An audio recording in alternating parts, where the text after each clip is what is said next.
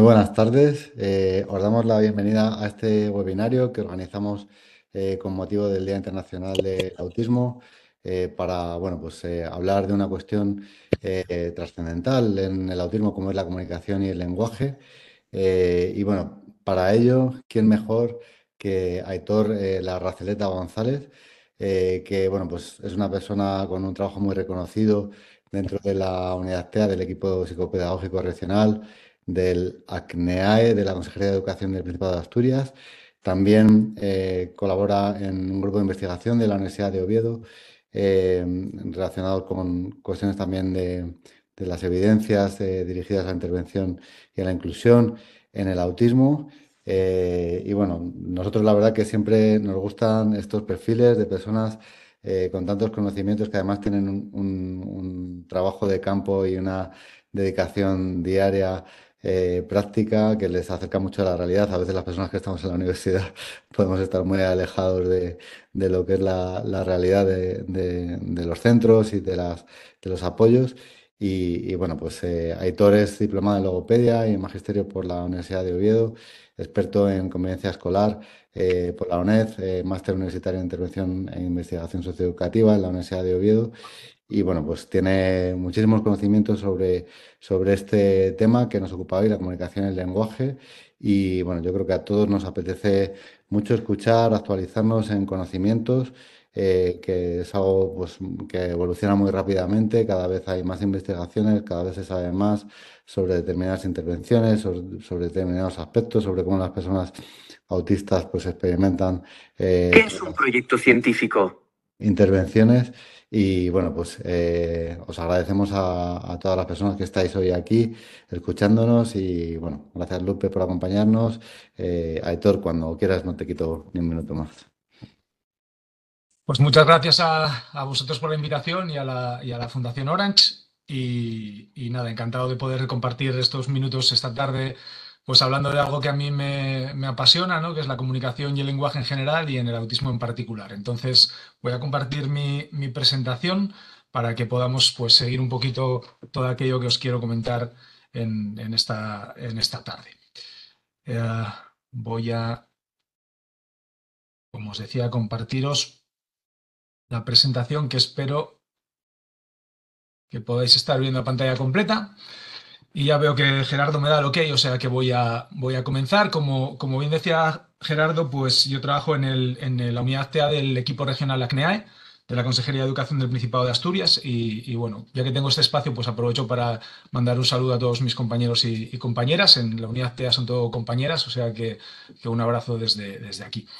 Y como decíamos, pues hoy vamos a hablar sobre comunicación y lenguaje en el autismo y vamos a hacer como una especie, yo creo que de repaso de dónde venimos y también algunas cuestiones que yo creo que son importantes de hacia dónde vamos, ¿no? O hacia dónde yo creo que vamos a ir en determinados aspectos en relación con esta cuestión.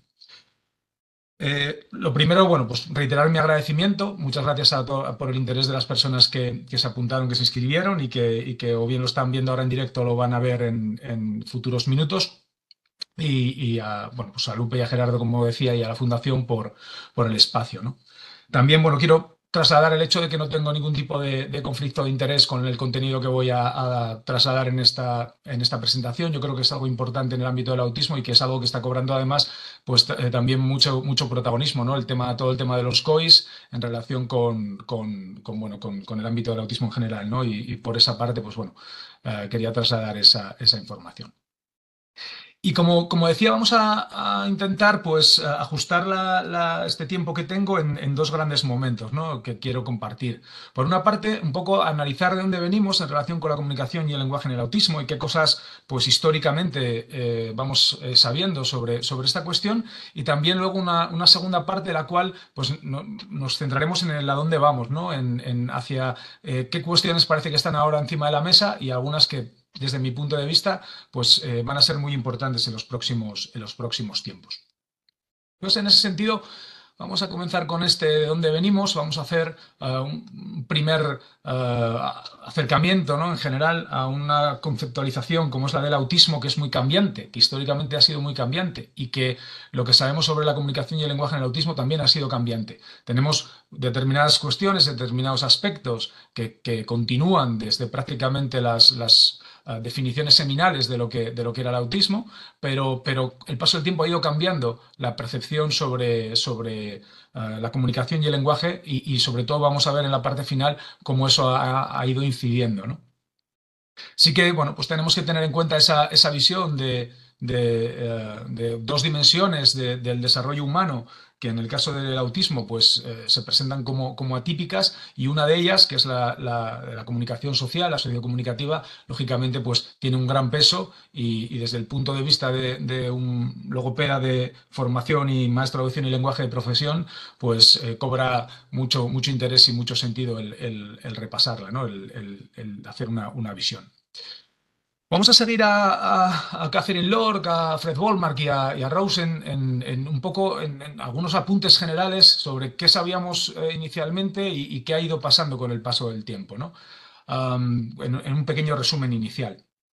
Creo que ha habido un momento que era el anterior al DSM-3, en el cual pues, hay una serie de características que ya aparecían en las definiciones seminales, por ejemplo, de Kanner, sobre lo que era la ecolalia, sobre lo que era la inversión pronominal, sobre lo que era la prosodia inusual que estaba presente en el autismo, pero desde cualquier punto de vista estaba principalmente relacionada con el ámbito comunicativo, más allá de determinadas peculiaridades lingüísticas que iban sucediendo, ¿no?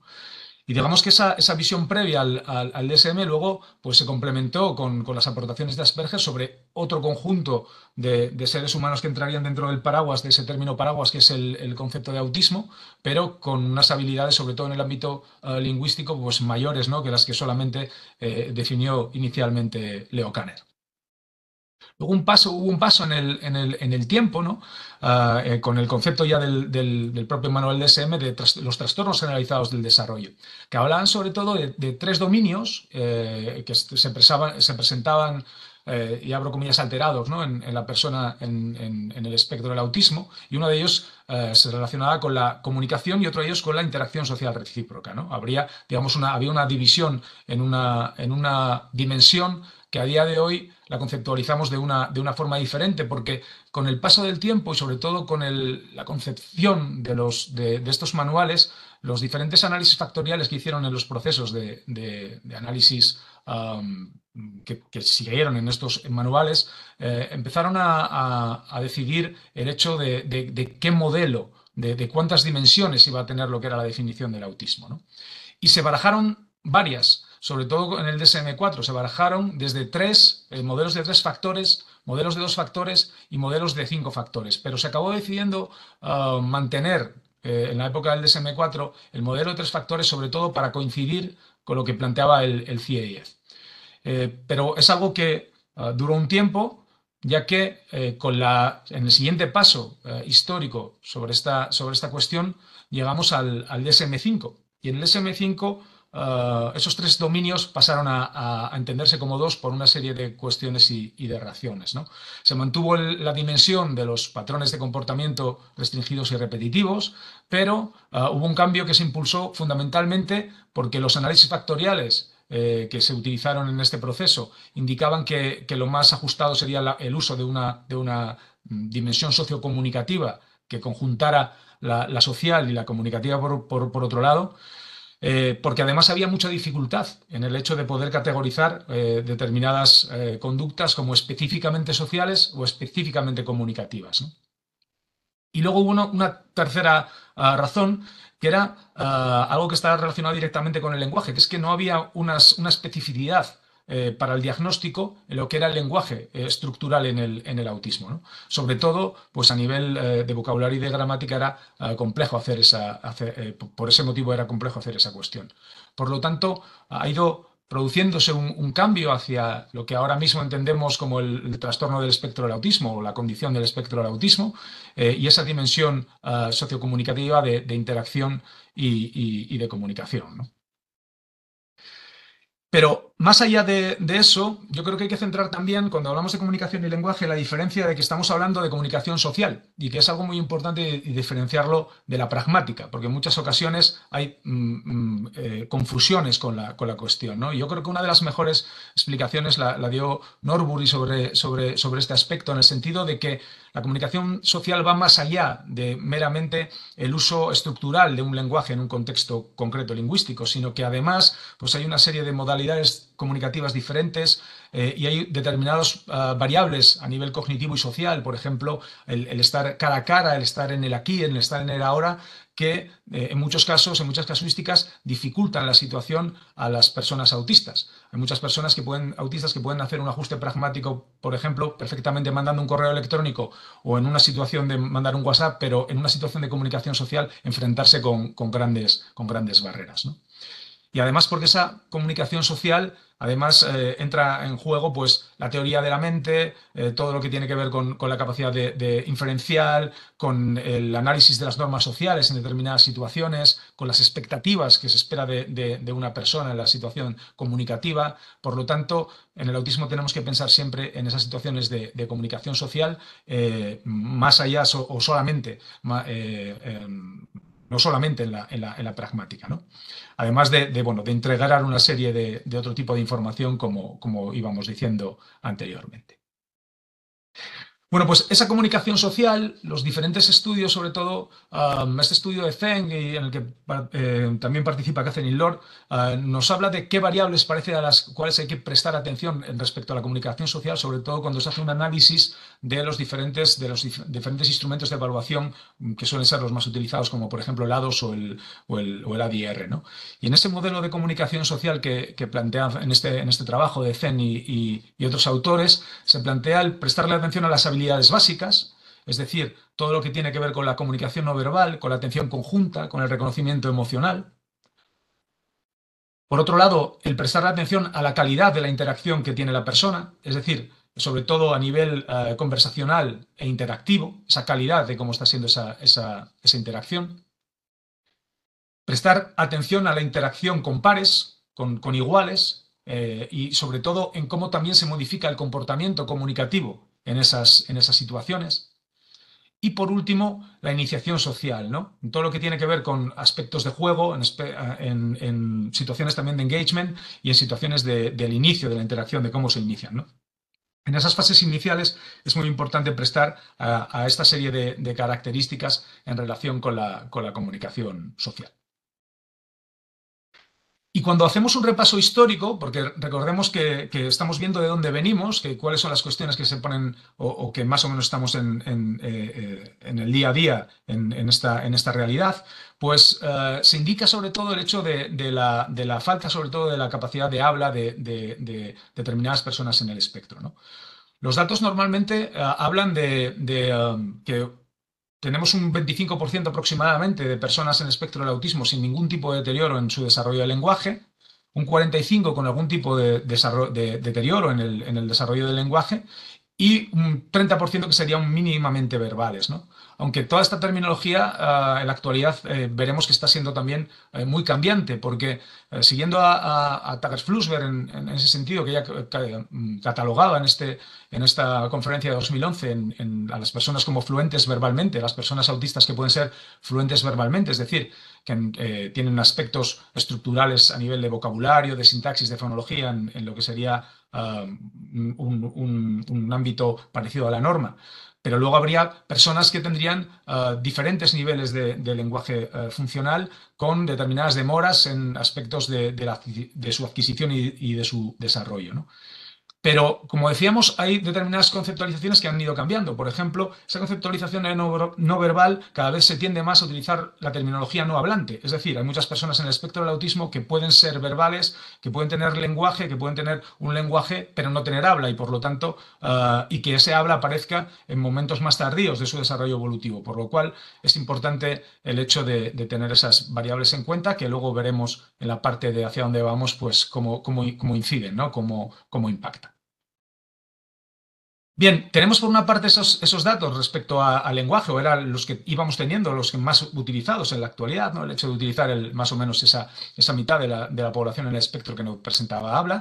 Luego una segunda idea fundamental, que es la heterogeneidad en las habilidades lingüísticas, y todos los estudios de follow-up, de seguimiento, indican esa cuestión, indican esas diferentes trayectorias lingüísticas y variables en función dentro de lo que sería el espectro del autismo. Aquí vemos uno de los trabajos que más se suele citar, que es el de Pickles y otros autores, en el cual pues, hicieron un seguimiento a 106 chicos y chicas en el espectro del autismo, un seguimiento de 17 años, y establecieron una serie de trayectorias, ¿no? De cómo se iba desarrollando todo ese lenguaje, ¿no? Y vemos que a pesar del intento de las trayectorias, siempre el autismo se plantea en variable, o sea, en una variabilidad, ¿no? En una heterogeneidad de trayectorias que también veremos más adelante. Y más allá de esas diferencias o de esa heterogeneidad en todas las habilidades lingüísticas, habría una tercera variable que sería la variable puramente ya sociocomunicativa barra pragmática, ¿no? Que es universal en el autismo. Es decir, cuando hablamos del trabajo en relación con las personas autistas, vamos a tener que trabajar en clave comunicativa, no en clave lingüística. Y eso es algo esencial porque a veces genera dificultades en ocasiones en los profesionales de la comunicación y el lenguaje, ¿no? En los diferentes ámbitos en los cuales trabajan. Esa dificultad del trabajo comunicativo porque significa un giro al resto de la población por determinadas cuestiones, ¿no? Decía Ripoll, que es una de las logopedas más importantes y a la que siempre hay que seguir en todo lo que tiene que ver con el autismo, en la investigación sobre la cuestión de la comunicación y el lenguaje en el autismo, que hablamos de un trastorno comunicativo, no de un trastorno estructural del lenguaje, ¿no? Y conocer esa cuestión o centrarnos en esa cuestión comunicativo-lingüística lo vamos a tener que maridar o que conjugar con el hecho de que también vamos a tener que tener un conocimiento profundo o intentar tener un conocimiento profundo de cómo es el desarrollo típico. Decía Ángel Rivière que el autismo, el investigar sobre autismo, no solamente permitía conocer mejor a las personas autistas, sino que también permitía conocer mejor a las personas típicas. Y el hecho de conocer en profundidad ese desarrollo típico y de tener un patrón puede que nos ayude en determinadas cuestiones en la intervención comunicativo-lingüística en el autismo. Pero veremos, sobre todo en la segunda parte, que hay determinados aspectos que vamos a tener que tener en cuenta o que al menos la investigación nos está diciendo que vamos a tener que tener en cuenta. Weatherby y Prizan, siguiendo un poco esta idea que estaba planteando en relación con lo que decía Rivière, inciden en esa importancia del desarrollo, ¿no?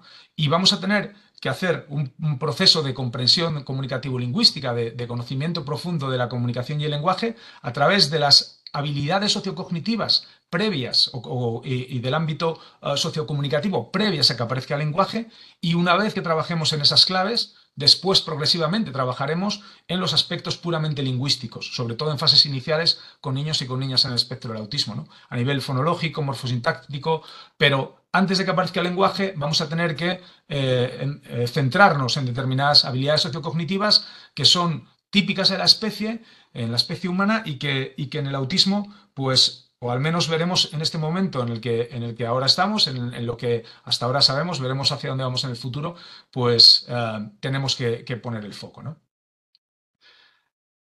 A mí me ayuda mucho en ese sentido esta imagen de Roy, Shula y Warwick. La imagen no es de ellos, pero sí la idea del árbol, ¿no? Que ya dicen estas especialistas en lenguaje y comunicación en el autismo que esas habilidades sociocognitivas son las raíces que luego cimentan el desarrollo de la comprensión y que a partir de ella aparecerá un lenguaje expresivo en el formato que sea, porque luego después el código será cambiante, que serán las hojas del árbol, ¿no? En función de que utilicemos palabras, que utilicemos pictogramas, que utilicemos signos, pero la cuestión es construir, es asentar bien esas raíces para que después ese árbol comunicativo lingüístico pueda llegar a florecer.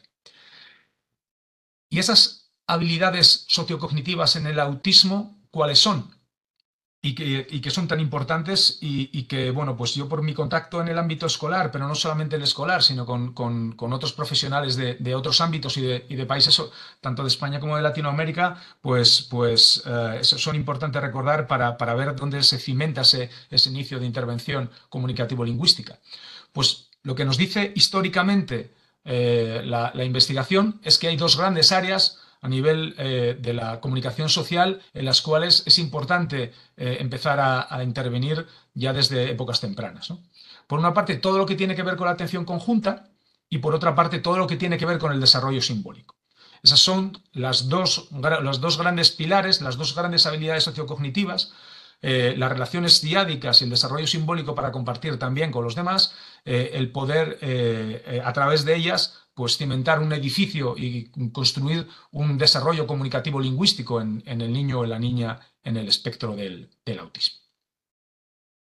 En cuanto a la atención conjunta, pues no nos vamos a detener mucho en este aspecto porque es un aspecto, pues bueno, muy hablado y muy manido, ¿no? El hecho de que vamos a tener que tener determinadas conductas en las cuales compartamos determinados aspectos con otra persona y también con el mundo que nos rodea, con los objetos del mundo que nos rodean, con esa persona, ¿no?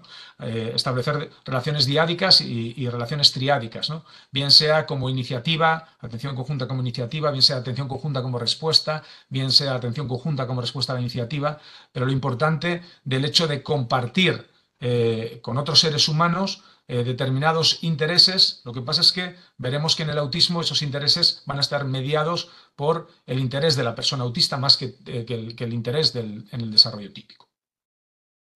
Y además es importante porque hay una correlación histórica entre esa atención conjunta y ese desarrollo del lenguaje. Es un predictor importante, o históricamente se ha dicho que es un predictor importante, pero veremos algunos aspectos interesantes sobre esta cuestión o sobre lo que podemos llegar al futuro, ¿no? Y luego estaría la capacidad del uso de los símbolos. Pues cómo utiliza la persona los símbolos. Ese desarrollo simbólico también se va desarrollando en paralelo a este desarrollo evolutivo, ¿no? Y empezamos con situaciones en las cuales tenemos formatos de comunicación no verbal, gestual, facial, con vocalizaciones iniciales que progresivamente se van convirtiendo en palabras y en formatos más simbólicos, en combinaciones de palabras, hasta llegar a formatos de lingüísticos más avanzados, que además se combinan con el juego, y veremos también la importancia que tiene el juego en esta cuestión, en alguno de los aspectos de esta primera parte, y además todo eso en un entorno de comunicación social, porque vamos a tener que poner en juego pues, el comportamiento social y comunicativo en diferentes contextos sociales. Por lo tanto, el niño o la niña en el espectro del autismo no se va a comunicar de la misma manera, en fases sobre todo iniciales, de la misma forma en su casa o en su hogar, que en un parque, que en el aula, que si está en un aula abierta o en un aula estable, que si está en diferentes contextos que cambian el formato comunicativo con el niño o con la niña en el espectro. Es decir, pasamos de una comunicación y un desarrollo comunicativo lingüístico, sobre todo primero en una fase intencional, para luego intentar alcanzar una fase simbólica y para finalmente llegar a una fase lingüística. Por lo tanto, importante esta primera idea inicial del trabajo de las habilidades sociocognitivas, porque son los pilares que van a llegar a construir el lenguaje. Muchas veces, si hay alguna familia que nos está viendo o que va a ver este vídeo, es importante trasladarle la idea de la importancia de la comunicación más allá del lenguaje. Y veremos en futuras diapositivas cómo a veces se dan hasta efectos paradójicos, ¿no? Por lo tanto, algo que es importante recordar. Bueno, pues como decíamos, esta primera parte va dedicada a ver qué es lo que nos ha ido diciendo la evidencia hasta el momento sobre el lenguaje y la comunicación en el autismo. Entonces vamos a hacer un repaso siguiendo un poco los criterios de Bloom y Lahey, que son históricos, ¿no? En las diferentes, la forma, uso y contenido para agrupar el desarrollo comunicativo lingüístico general. Vamos a seguir ese criterio con algunas puntualizaciones en concreto que suceden en el autismo y vamos a ver qué nos ha ido diciendo la evidencia hasta este momento, ¿no? Y nos ha dicho, sobre todo en el ámbito de la comunicación social y de la pragmática, algo muy importante, que es que, como decíamos en esa primera introducción, estamos hablando de un aspecto que afecta a todas las personas en el espectro del autismo, ¿no? Normalmente es un pilar, ese pilar de la dimensión sociocomunicativa, ¿no?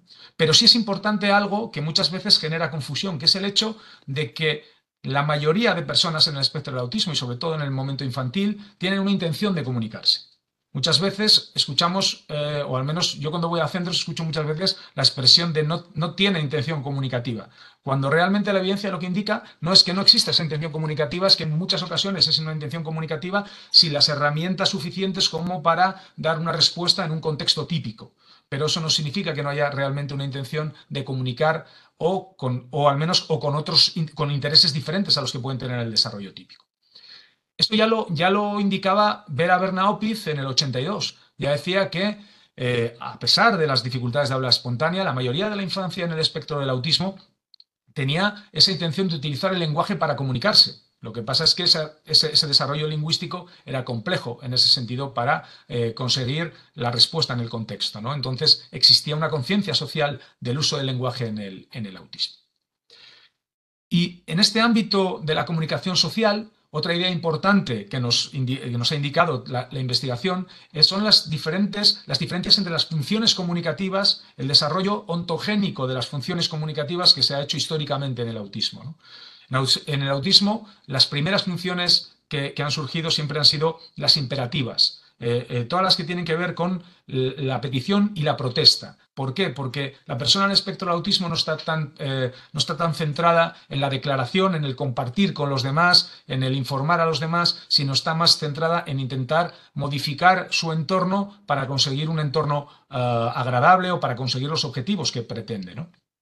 Y esto ya viene pues, del 86, de un estudio seminal e histórico de Amy Weatherby, y en el cual indicaba que el desarrollo de las funciones comunicativas en el autismo eran diferentes en su orden, ¿no? Primero se agrupaban las funciones para fines no sociales, posteriormente aparecían las funciones para fines cuasi sociales y en el último punto del desarrollo comunicativo lingüístico a nivel de funciones comunicativos aparecían las funciones para los fines sociales. Por eso la mayor parte de los sistemas aumentativos de comunicación que se han desarrollado y que se han pensado en el autismo han empezado siempre con funciones de petición y funciones de rechazo. Véase el Picture Exchange Communication System o PECS, véase el habla asignada para alumnos no verbales, ¿no? Se empieza a trabajar sobre todo con esas funciones por esa cuestión. Otra cuestión diferente es el hecho de que también sea necesario trabajar otras funciones comunicativas, ¿no? Quedarse solamente en las funciones de petición y rechazo. Pero el motivo originario sobre todo es este trabajo que estamos viendo de Weatherby, ¿no? El hecho del inicio ontogénico de las funciones. Y más cuestiones que nos indica o que nos han indicado históricamente la investigación. Bueno, pues que no suelen aparecer comentarios en el uso del lenguaje, ni el lenguaje para iniciar situaciones sociales o para solicitar información, ¿no? Y también menos actos de habla frecuentes y menos variados en el juego, en el grupo de las personas de la infancia autista frente a la no autista. Normalmente las tasas comunicativas suelen ser más bajas, pero suelen ser tasas comunicativas pensando, como decíamos antes, en una idea de desarrollo típico. Otra de las ideas importantes, o que históricamente se ha ido trasladando la evidencia, es la dificultad para, sobre todo cuando va creciendo en edad la persona en el espectro, la dificultad para identificar el tema iniciado por la otra persona y dar feedback en esa situación, ¿no? Ha habido lo que dan la lectura de las pistas conversacionales o del conocimiento que se puede esperar en una situación conversacional con otra persona, ¿no? Sobre todo también en muchas ocasiones por el hecho de tener que poner en marcha su propio acervo personal, su propia memoria episódica. O, por ejemplo, el hecho del uso de las preguntas persistentes y perseverantes en el ámbito comunicativo. ¿Por qué? Porque en muchas situaciones sus formas para iniciar la conversación o para mantener esa conversación es a través del uso de ese tipo de preguntas, ¿no? Por eso en muchas ocasiones, a veces, aunque se responde la pregunta del niño o de la niña o del joven en el espectro del autismo, continúa esa pregunta, porque lo que está intentando es una función fática para intentar mantener una situación comunicativa más allá de la respuesta en realidad a una pregunta. Otra de las cuestiones también en este ámbito de la comunicación social es la que tiene que ver con el habla monóloga.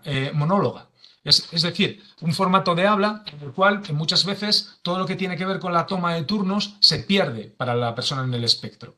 y muchas veces relacionada con el entusiasmo que tiene a la hora de trasladar los intereses que está intentando contarle a su interlocutor o interlocutora, ¿no? Y luego, peculiaridades en el uso del lenguaje en aquellos individuos que tienen mayores habilidades, ¿no? Por ejemplo, para uso del habla autorreguladora, para hablar consigo mismo, para seguir las reglas de cortesía, a veces lo que se consideran como comentarios irrelevantes. Históricamente han sido algunos de los aspectos pues, que se han achacado a esa comunicación social en el autismo. Y luego todo lo que tiene que ver con la reciprocidad, es decir, con participar en diálogos mutuos y cooperativos, en inferir los estados mentales que presentan otras personas, o por ejemplo en leer lo que son las áreas de la mirada y de la entonación. Y un aspecto histórico en este ámbito de comunicación social es todo lo que tiene que ver con la comunicación referencial. ¿Y qué es la comunicación referencial? Es la habilidad que tenemos las personas de ajustarnos y dar la información necesaria teniendo en cuenta la información que tiene otra persona. Pongo un ejemplo, si yo voy a hablar de cómo hacer una tortilla de patatas, no empiezo a contar que los huevos los dan las gallinas, ¿no? Sino empiezo ya directamente con la acción de la tortilla de patatas. Pues muchas veces esa información, esa comunicación referencial, ese tener en cuenta la información que tiene el otro, es dificultoso para las personas en el espectro del autismo y hay, como vemos, investigaciones como muy citadas sobre la cuestión como la de Loveland que vemos en pantalla. Eso como puntos generales en el ámbito pragmático y de la comunicación social. En cuanto al léxico y la semántica, es importante tener en cuenta que las personas en el espectro del autismo normalmente se realizan categorizaciones, lo que pasa es que suelen aparecer a veces usos peculiares con peculiaridades de las palabras. Vamos a ver esta cuestión. Primero, es importante tener en cuenta que el conocimiento léxico puede ser una fortaleza importante en el espectro del autismo. En muchas pruebas estandarizadas de vocabulario, los resultados son buenos para los niños y niñas en el espectro, a nivel léxico. Pero, ¿dónde surgen las barreras? ¿Dónde surge la dificultad? Surge sobre todo en los términos mentalistas. Ahí es donde aparecen o pueden aparecer mayores dificultades para la persona en el espectro del autismo. Otra variable que es evidente, o que es más que evidente, que se ha puesto muchas veces encima de la mesa en relación con el desarrollo comunicativo y lingüístico en el autismo, es no solamente con los aspectos mentales, sino con los aspectos socioemocionales. Por ejemplo, en esa investigación que vemos, esas investigaciones que vemos citadas con el uso del Peabody Test, ¿no? Que es una de las pruebas de uso de léxico más típicas que se suelen utilizar para esta cuestión. Y además no suelen utilizar las personas en espectro del autismo el conocimiento que tienen de las palabras de una forma usual, ¿no? Para facilitar la recuperación u organización. No utilizan los mismos formatos que solemos utilizar las personas típicas para esa recuperación. Además, también aparece lenguaje metafórico, uso anómalo de determinadas palabras, modificaciones de raíces, a veces términos que en ocasiones pueden llegar a sonar como ligeramente extraños, son algunas de las peculiaridades también a nivel léxico-semántico, así como el habla pedante y el exceso de precisión, ¿no? Que es algo que ese estudio de Gaisudin y otros autores ya en el 92 establecieron, ¿no? Suelen haber mucha más frecuencia de este tipo de términos en aquellas personas autistas que adquieren lenguaje y habla. Y luego tenemos el nivel morfosintáctico. Y el nivel morfosintáctico es un nivel que históricamente lo que se nos ha contado sobre él es que hay que tener mucha cautela, porque no ha habido excesivas investigaciones sistemáticas sobre esta cuestión y es necesario mayor investigación sobre la misma, ¿no? A nivel morfosintáctico parece que la infancia autista tiene más probabilidad de omitir determinados fonemas, por ejemplo, a nivel de verbos auxiliares y copulativos, artículos, tiempos pasados, tiempos presentes, a veces presentes progresivos o continuos. Hay más probabilidad de dificultad en esta población, así como todo lo que tiene que ver con los tiempos verbales. En cuanto a morfología y sintaxis también, ¿qué otras cuestiones nos no se han subrayado? Pues que los estudios, por ejemplo, sobre el lenguaje espontáneo nos indican que las reglas sintácticas sí que se mantienen las mismas que en el desarrollo de los niños típicos y las niñas típicas. Eso sí, sigue esa misma trayectoria. Lo que pasa es que en muchos casos esa trayectoria a veces es más lenta en el desarrollo, ¿no? Pero los estudios que se han hecho de longitudes medias del enunciado indican ese mantenimiento de la trayectoria cuando se compara con infancia típica o con infancia con otro tipo de condiciones de desarrollo. Y además, como decía antes, tiene normalmente la tendencia a utilizar un rango más estrecho de las construcciones. Las longitudes medias del enunciado o, por ejemplo, cuando se utilizan otros criterios de seguimiento, como el índice de sintaxis productiva, normalmente suele ser estar más constreñido que en la infancia típica. Y en muchas casuísticas o hay probabilidad de que, sobre todo, o al menos eso era lo que planteaba la investigación hasta el momento, que había un subgrupo de individuos autistas adultos que podían llegar a una meseta, digamos, en ese desarrollo morfológico y sintáctico. En cuanto a nivel fonético-fonológico, históricamente, ¿qué se ha ido señalando? Bueno, pues lo que se ha ido señalando es que es un campo que se encuentra más o menos dentro de lo que se entiende como normalidad, abramos comillas para ese término, o incluso en determinados aspectos con precocidad, ¿no? Pero hay determinados puntos a subrayar. Por ejemplo, el hecho de que hay población hablante en el espectro del autismo que muestra dificultades de articulación. Se calcula que aproximadamente un 12% de la población. Mayoritariamente, la población hablante en el espectro del autismo no presentaría esas dificultades, pero un 12% se calcula que en el caso de llegar al habla presentan esas dificultades fonético-fonológicas, que en otros estudios se indican que pueden alcanzar hasta un tercio, ¿no? Utilizando en ese sentido muestras de habla recogidas en procesos de evaluación mediante ADOS. Y además, la trayectoria del desarrollo fonológico en el autismo sigue el mismo camino que en otros grupos humanos, ¿no? La distribución de frecuencias de fonemas y de los tipos de errores fonológicos es similar a los del desarrollo típico o a niños y niñas con algún tipo de discapacidad intelectual. Eso sí que suele haber una mayor tendencia dentro de lo que es la población en el espectro del autismo a cometer, sobre todo, errores residuales en distorsión, sobre todo, en fonemas como R, L o S, ¿no? Los fonemas que históricamente eran vibrantes múltiples y simples y fonemas también líquidos. Entonces, en el tercio de esa población, un tercio de la población en el espectro del autismo, en las investigaciones que se hicieron, como esta que vemos aquí de Schieber, frente al 1% de la población general, ¿no? Y otro de los aspectos claves es el que tiene que ver con la comprensión, porque la comprensión en el autismo suele ser un aspecto comprometido, en el sentido de que ya no solamente en contextos conversacionales, sino en otros contextos también discursivos, etcétera, pues suele ser una variable dificultosa para la persona en el espectro del autismo. ¿Qué sabemos sobre la comprensión que históricamente que han ido diciendo los estudios? Bueno, pues por una parte, la infancia en el espectro del autismo, al igual que la típica, la producción es mejor, la comprensión, o entiende más palabras que la producción, aunque esa comprensión está comprometida en el autismo, ¿no? Es decir, va por detrás en relación con la infancia típica, pero probablemente comprende más, sobre todo en fases iniciales, más palabras de las que es capaz de producir.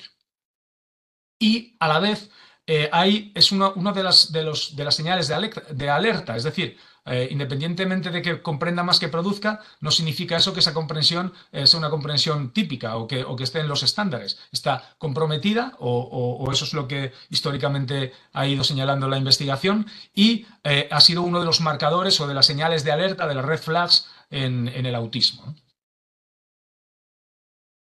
Además, en cuanto nos centramos en lo que son los mecanismos que subyacen a esa cuestión, hay algunas cuestiones que son interesantes, ¿no?, en relación con la comprensión. Primero, las estrategias suelen ser las mismas estrategias comprensivas que utilizaría un niño típico, solo que con menor habilidad en ese proceso.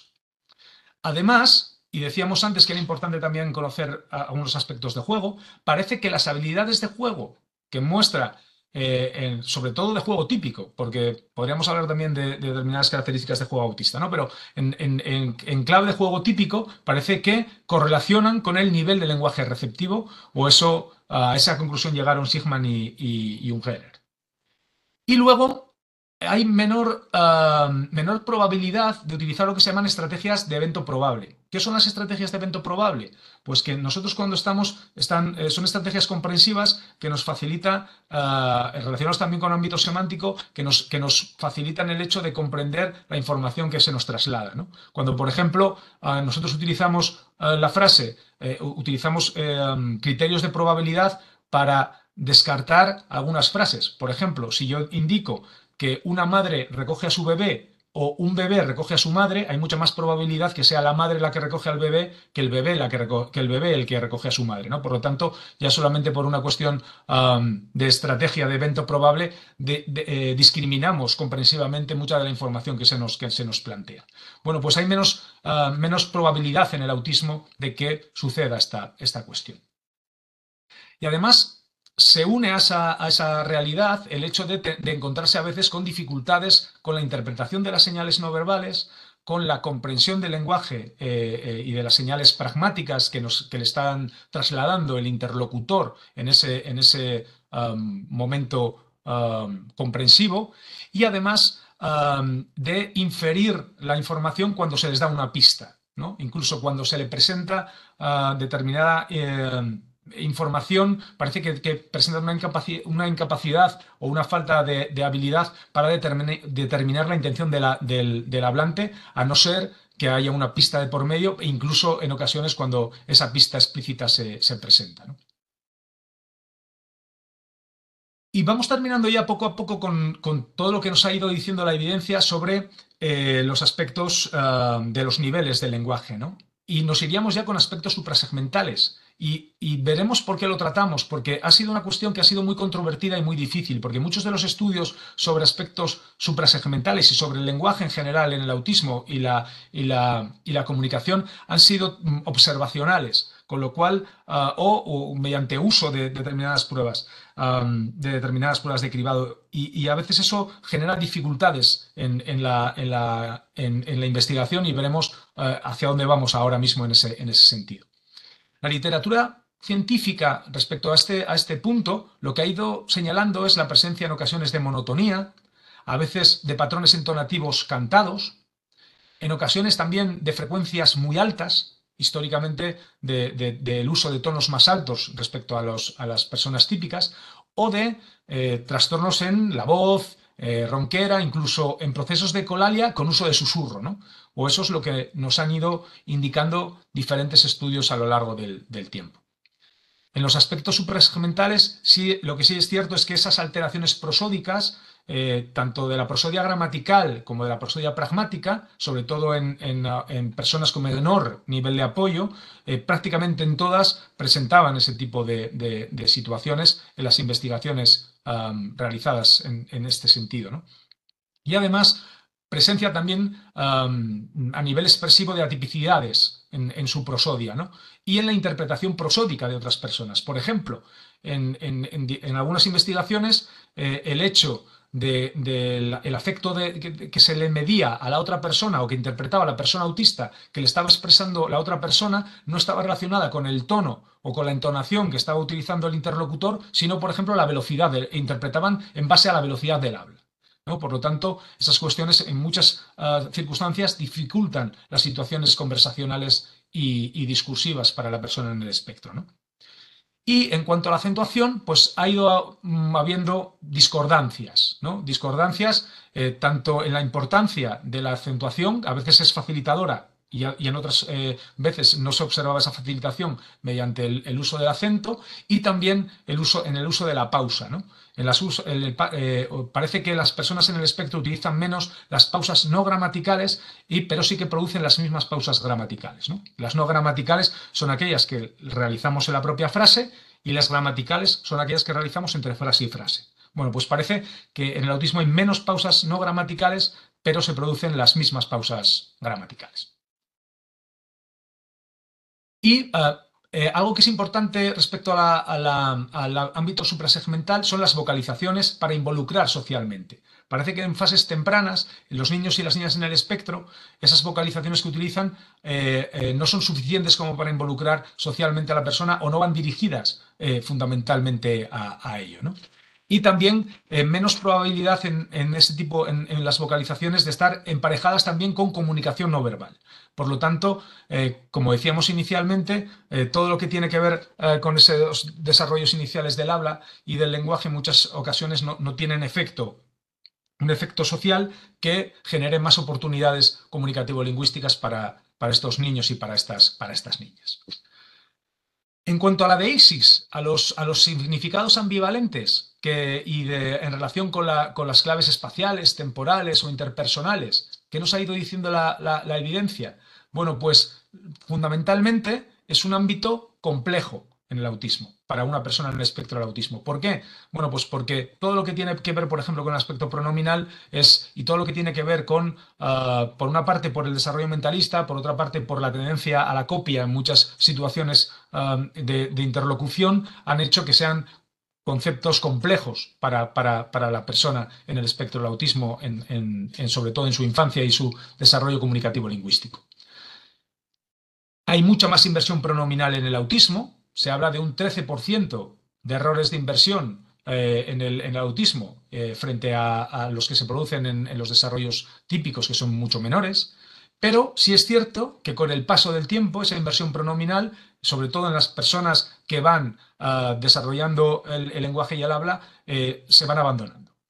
O eso es al menos lo que se ha ido señalando históricamente. Y el último punto de este repaso sería el relacionado con la ecolalia. ¿Y qué sabemos de la ecolalia? Bueno, pues en respecto a la ecolalia podríamos hablar mucho tiempo, pero de forma breve y dependiendo de las categorías que utilicemos, se suele hablar sobre todo de la ecolalia inmediata o diferida, teniendo en cuenta las variables temporales, ¿no? El hecho de que si la persona repite una ecolalia, que es repetir el habla de otra persona o de otro, bien sea en una interlocución directa o bien sea porque lo ha escuchado a través de una canción, a través de un programa de radio, a través de un programa de televisión, etcétera, pues bien sea inmediata o bien sea en un formato diferido, históricamente, sobre todo por una corriente más conductual, se intentó eliminar, pero sobre todo en la actualidad lo que se habla es del uso de la ecolalia con un formato sobre todo de intento comunicativo por parte de la persona en el espectro del autismo, ¿no? Luego estaría ya todo el tema del lenguaje gestáltico, que es algo, bueno, pues que es complejo y que es largo de explicar con el tiempo que tenemos, pero sí el hecho de entender la ecolalia como un punto para trabajar el desarrollo lingüístico de la persona en el espectro del autismo. Bueno, pues hemos ido viendo lo que nos ha dicho la investigación sobre los aspectos más importantes sobre el lenguaje y la comunicación en el espectro del autismo, pero no solamente es importante ver lo que nos ha dicho, sino ver cómo se explica todo esto que ha sucedido, ¿no? En de donde venimos. Y una de las explicaciones más interesantes, sobre todo, yo creo que la da Jill Boucher en esta revisión, porque lo hace de una forma muy bueno, tiene un apartado dedicado a ello que yo creo que es muy gráfico y que nos puede servir para ver toda esa variabilidad que vemos lingüística y de lenguaje estructural en el autismo, todavía más allá sobre todo de la comunicación, sino ya casi en ámbito más lingüístico, por qué se produce, ¿no? ¿Y por qué se produce? Pues mirad, entre otras cuestiones, Boucher lo que hizo fue para hacer más fácil la explicación, dividió en dos grandes grupos a las personas autistas y a su desarrollo lingüístico. Por una parte habló de las personas clínicamente normales, no es una terminología que me encante, pero bueno, es la que utilizo, y en otro, aquellas que tenían algún tipo de dificultad en el lenguaje, ¿no? El language impairment. Bueno, pues esas dos hizo esa división para analizar una serie de variables que suceden en el desarrollo del autismo, en el desarrollo del lenguaje estructural en el autismo. Porque las preguntas que se hacía era, por ejemplo, ¿por qué el lenguaje se demora en la mayoría de individuos autistas, pero no en la totalidad de los mismos?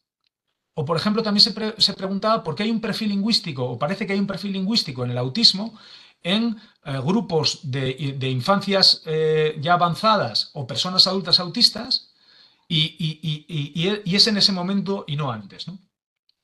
O, por ejemplo, por qué los resultados lingüísticos en el autismo son tan heterogéneos, no son homogéneos. Hay tanta variabilidad y tantos perfiles diferentes. O por qué, por ejemplo, en las etapas infantiles, preescolares, hay retraso de lenguaje y ese lenguaje es más incompleto y divergente en la mayoría de niños que cuando ya cuando alcanzan una edad pues, joven o adulta, ¿no? ¿Por qué suceden todas estas cuestiones? Y se preguntaba todo esto teniendo en cuenta siempre que no hay una explicación causal, sino que al final acaba siendo una interacción de variables la que acaba generando esa situación, ¿no? Incluso cuando solamente se tienen en cuenta las variables psicológicas, que podría haber muchas más variables en juego, ¿no? Pero ¿por qué suceden todas estas cosas? Bueno, pues en esta revisión aborda esta cuestión, entre otras, y habla, por ejemplo, respecto al retraso del lenguaje, pues lo relaciona en muchos casos con esas dificultades sociocomunicativas y socioemocionales en el autismo, ¿no? Al no haber esos intereses diádicos en las fases iniciales, en esas interacciones uno a uno que tienen por repercusiones en la teoría de la mente, tienen al final algún tipo de impacto, por ejemplo, en la empatía, o eso es lo que dice Boucher, en la ausencia de la respuesta preferencial hacia los estímulos sociales y hacia las respuestas de los rostros y de las voces de las personas, todo lo que tiene que ver con las dificultades de imitación y también con los ritmos de sincronización en las interacciones, sobre todo entre los bebés y los cuidadores. Entonces, todas estas cuestiones lo que llevan, además, si se juntan con una percepción anómala del habla, que hay diferente evidencia sobre esta cuestión, lo que llevan es a lo que Boucher hablaba de una privación social autoinducida, ¿no? Es decir, yo no tengo interés en ese desarrollo social y además tengo determinadas peculiaridades respecto a cómo percibo el habla y eso hace que tenga menos probabilidad de desarrollarla porque tengo menos oportunidades de estar en entornos que faciliten esa aparición, ¿no? Y ese formato se correlaciona con resultados en relación tanto a corto como a largo plazo, con resultados con dificultad en ese sentido.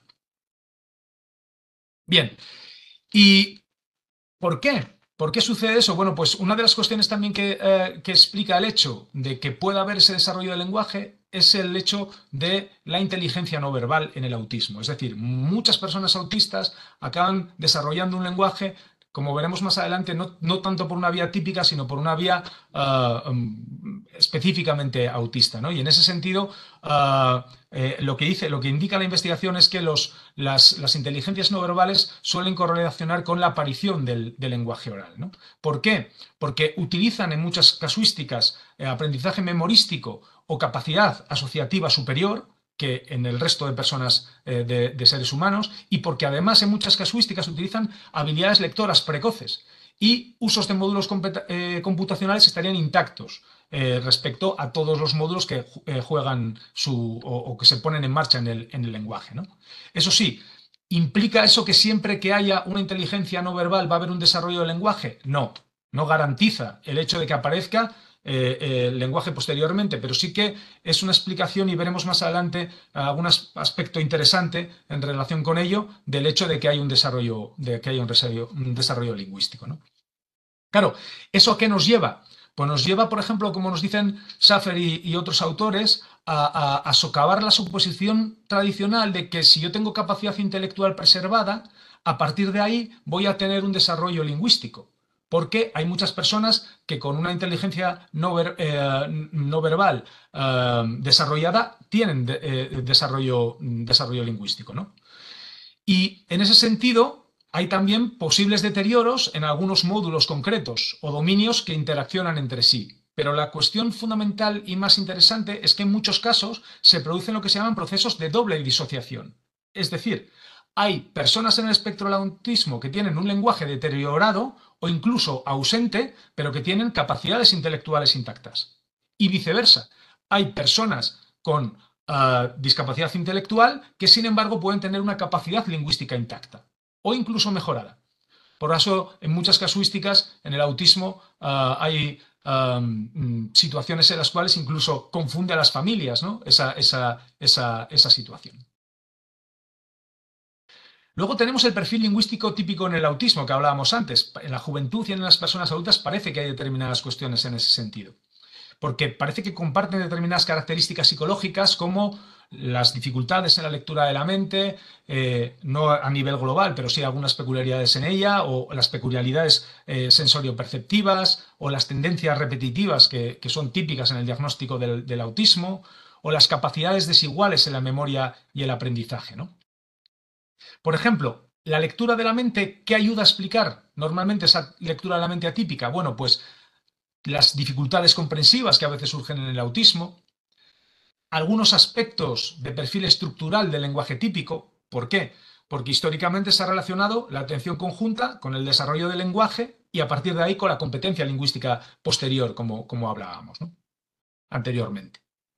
O con el aprendizaje, por ejemplo, temprano de palabras, que a veces está basada en muchas casuísticas en esa atención conjunta y en ese coordinar la mirada con el hablante. O con el uso de los términos deícticos. Es decir, si yo tengo menos habilidad para poder coordinar esa atención con otra persona, es más difícil el hecho de que yo pueda entender el tú y el yo, ¿no? O, por ejemplo, el uso reducido de palabras que describen estados mentales y la comprensión insuficiente de palabras que se refieren a emociones, ¿no? Históricamente parece que han sido cuestiones que intentan explicarse a través de esa lectura de la mente. Luego tenemos peculiaridades sensorio-perceptivas, que son universales en el autismo, todo lo que tiene que ver con los aspectos sensoriales, pero yo ahí siempre digo una cosa, ojo, porque realmente las peculiaridades sensoriales las recoge el DSM. El CIE, en el CIE no aparecen esas peculiaridades sensoriales, que yo creo que todos los profesionales y las personas estamos como muy acostumbrados a dar por hecho esa cuestión, pero puede haber incluso controversia. Y imaginemos en determinadas decisiones, por ejemplo, que se tomen a nivel administrativo con esa cuestión, ¿no? Dejo ahí esa reflexión abierta porque a veces yo creo que es importante que todos, digamos, desde todos los puntos se vaya caminando hacia esa importancia que tiene todo el aspecto sensorial en el autismo que como decía en el CIE no recoge, ¿no?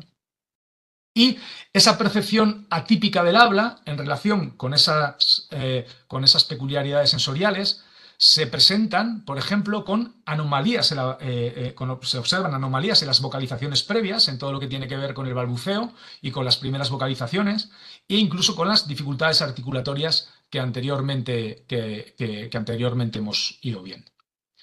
O, por ejemplo, las tendencias repetitivas que hablábamos en el TEA, ¿no? Que están relacionadas en el autismo, que están relacionadas con el diagnóstico en sí, ¿no? El hecho de que la ecolalia y el lenguaje formulaico sea más presente en el autismo, en muchos casos se relaciona con esa tendencia repetitiva, ¿no? En los niños y niñas pequeñas. Y hay que tener en cuenta que esa tendencia repetitiva normalmente es un predictor significativo de dificultades en el desarrollo del lenguaje estructural. O, por ejemplo, con las capacidades desiguales en la memoria y el aprendizaje, ¿no? Son universales esas diferencias a nivel de memoria, pero si hay presencia de aprendizaje implícito, de memoria implícita, normalmente suele correlacionar con fonología y sintaxis intactas, pero sin embargo, con la memoria explícita, que suele ser pues una dificultad en el ámbito del autismo, sobre todo en la memoria episódica, pues tiene repercusiones en el desarrollo comunicativo lingüístico de estas personas. Y nos iríamos a la heterogeneidad lingüística. ¿Por qué hay tanta variabilidad en el espectro del autismo? Bueno, pues hay variabilidad a nivel de los perfiles individuales y hay variabilidad entre perfiles. Entre los perfiles, ¿qué es lo que sucede? Bueno, pues que hay factores que no comparten todas las personas en el espectro del autismo. Hay algunos factores que no comparten, pero que hay más frecuencia de los mismos, más allá de que solamente sean aspectos casuales. Por ejemplo, en el autismo hay mayor posibilidad de concurrencia con discapacidad sensorial, con epilepsia, con síndrome de Down, con cromosoma X frágil, con síndrome de Williams, con esclerosis tuberosa, y eso va a tener un impacto en el lenguaje. Pero luego hay otras coocurrencias, comorbilidades que suceden por pura casualidad, ¿no? Hay personas también en el espectro del autismo que se provocan variabilidades en su lenguaje porque pues, pueden haber tenido un accidente y haber ido menos al cole que otras, ¿no? O porque han tenido una privación ambiental o por otros factores que les pueden suceder a cualquier ser humano, ¿no? O mismamente por un diagnóstico y por que ese diagnóstico haga que ese diagnóstico temprano pues tenga una intervención adecuada o más precoz en determinados aspectos que parece que tienen importancia, ¿no? Y en esos perfiles individuales, otro factor que también es muy interesante es la concurrencia con el TEL y con el TDL, ¿no? Y si se relaciona sobre todo con esos perfiles ALI, con esos perfiles con algún tipo de dificultad en el lenguaje. Bueno, pues históricamente se consideraba que sí, después esa hipótesis no fue corroborada y posteriormente ha habido investigación a nivel conductual, a nivel neurobiológico y genético que reavivaron el interés sobre la cuestión. Bueno, pues lo que sí que parece es que hay una minoría de casos de TDL que se asemeja con una forma prototípica del autismo con algún tipo de dificultad en el lenguaje. Y eso parece que va más allá de la casualidad y que puede estar relacionado con determinados aspectos genéticos que sean pues compartidos entre las dos condiciones, ¿no? El perfil lingüístico canónico en el autismo difiere claramente del TEL o del conocido como el TDL, porque en el TDL es la expresión la que suele estar más afectada y que suele haber dificultades gramaticales y fonológicas, es decir, muy diferentes sobre todo a las más en el ámbito de comunicación social que hay en el autismo. Pero lo que se pone encima de la mesa es que puede que un 10 o un 20% pueda tener esa coocurrencia. Puede haber un subgrupo dentro del autismo que comparta esas características con el TDL. Y luego hay también otra serie de factores adicionales en esas heterogeneidades, porque, por ejemplo, además una persona en el espectro del autismo, pues puedes tener síndrome de Down o puede ser una persona con una discapacidad auditiva, una persona sorda, ¿no? Entonces, esos son también aspectos que impactan en el hecho de cómo va a ser ese desarrollo del lenguaje, ¿no? O, por ejemplo, las personas con una dificultad en el lenguaje y también con una dificultad o que te puedan encontrarse con barreras de aprendizaje, cuando se les evalúa normalmente tienen puntuaciones más bajas a nivel lingüístico. Y el último punto ya de estas explicaciones sería por qué en la etapa temprana ese lenguaje parece desviado, ¿no? Y aquí en esta parte voy a utilizar desviado, luego utilizaremos otro tipo de nomenclatura y voy a intentar seguir la nomenclatura que utilizaba Boucher. Bueno, ¿eso por qué sucede? ¿O por qué explica Boucher que puede llegar a suceder? Bueno, pues es tentador explicarlo solamente porque es una consecuencia de un retraso, ¿no? No solo esa desviación se produce porque va por detrás en el tiempo, ¿no? Pero es cierto que ese inicio tardío puede explicar de alguna manera el impacto en el lenguaje, pero parece que no solamente sucede esa cuestión, ¿no?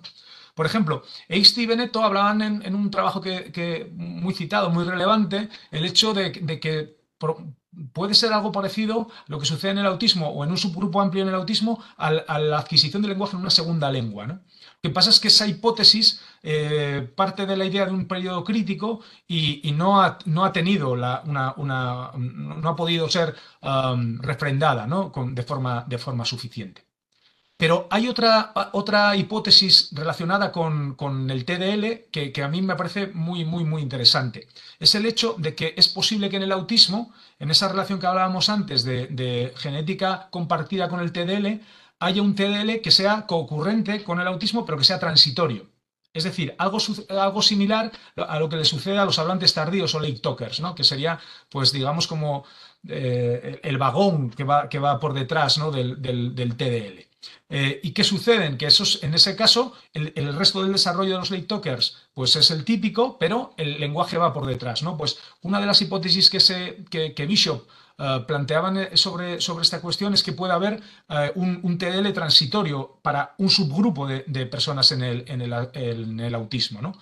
Y pues se plantearían algunas dificultades transitorias similares a las que se producen en el TEL y eso o TDL, y eso lo que haría es, pues, permitiría explicar el hecho de que haya niños y niñas en espectro de autismo que tengan dificultades fonológicas y gramaticales cuando no son normalmente puntos que sean específicamente barreras en el desarrollo lingüístico en el autismo, ¿no?